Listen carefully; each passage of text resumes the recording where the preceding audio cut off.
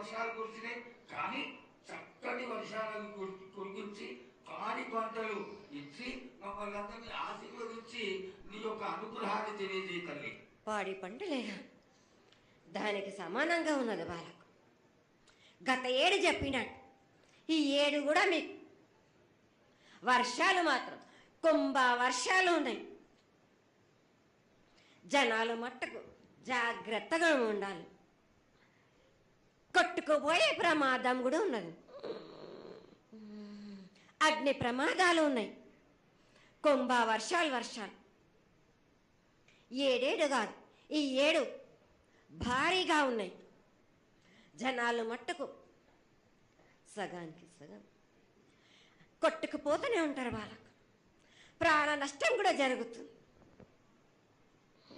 అది జరగకుండా ఆపాల్సిన బాధ్యత నీదే కదా తల్లి.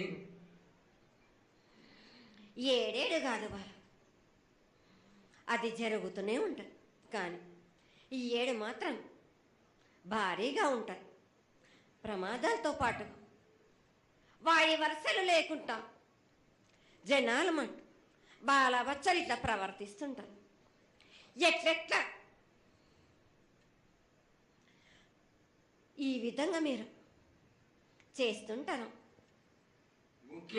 వాడి వరుసలు లేకుండా కళ్ళు తల పైకెక్కి మీరు ఘోరాలు చేస్తుంటే అట్లట్లు మీరు ఈ ఏడు మీరు ప్రమాదాలు జరుగుతూనే ఉంటాయి. ప్రాణ నష్టం కూడా జరుగుతూనే ఉంటాయి.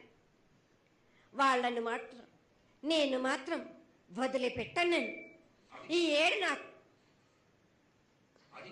బాగా నాకు ఇబ్బందిగా ఉంది. నాకు కానీ సంతోషం అనేది లేకుండా చేస్తున్నారా మీరు?